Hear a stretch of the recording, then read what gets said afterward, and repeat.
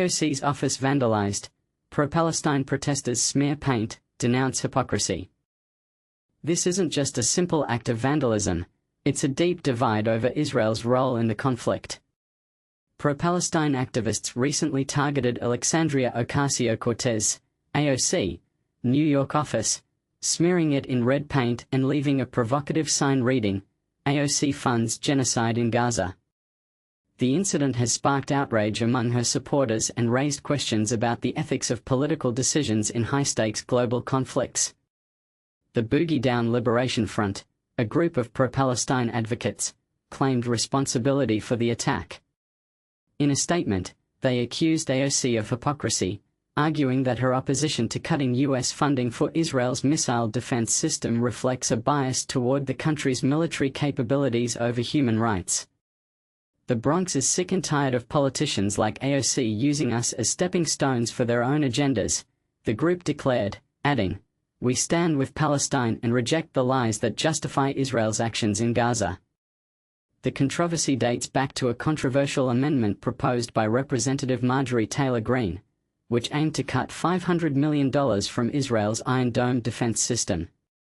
Greene argued that unlike the U.S., Israel manages its security and debt effectively. However, the amendment only received 6 votes, 2 of which came from AOC's progressive Squad allies, Ilhan Omar and Rashida Tlaib. AOC defended her stance, stating that the amendment would weaken Israel's ability to defend itself while allowing attacks on Palestinians to continue. "I've long believed that adding to the death count of innocent victims is not constructive," she said. "My focus remains on stopping the flow of weapons that fuel this genocide." The incident also highlights a personal rift. Last month, AOC faced backlash for calling herself a Bronx girl despite growing up 30 miles north in Yorktown, Westchester County. She later clarified that her upbringing deeply shaped her views on inequality, but the debate over her political loyalty continues. But here's where it gets controversial.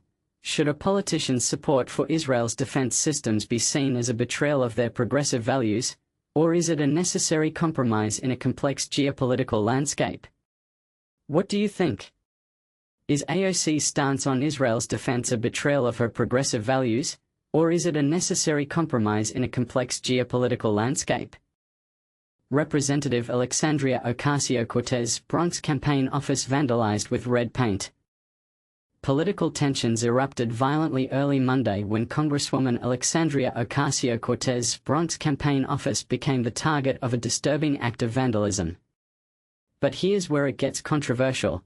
This wasn't random destruction, but a calculated political statement that cuts to the heart of heated national debates. Just after midnight on July 21, unidentified individuals splattered bright red paint across the windows, entrance, and security gate of the Westchester Square office. They left behind a screaming red accusation, a sign proclaiming AOC funds genocide in Gaza, a direct reference to the polarizing congressional position on Middle East conflicts. Campaign manager Oliver Hidalgo confirmed this isn't an isolated incident. "Security threats are unfortunately routine for us," he revealed, adding the silver lining that staff remained unharmed. The timing proved particularly disruptive. The attack forced Ocasio-Cortez to cancel a Queens infrastructure event that same afternoon, highlighting the real-world consequences of such intimidation tactics. Local residents expressed shock at the brazen act. "I've lived here 30 years and never seen such aggression," said Gladys Santos, encapsulating community dismay. Alice Solano pointedly questioned the perpetrator's logic.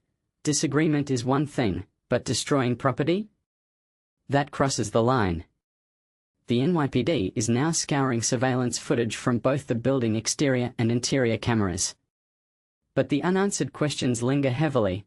Was this mere vandalism, or a deliberate attempt to silence political speech? And how should society respond when ideological clashes turn physically destructive? Here's the debate starter. Does destroying property ever qualify as legitimate political protest?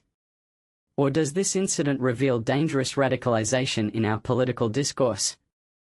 We are asking readers, where do you draw the line between free expression and criminal intimidation? Share your perspective in the comments.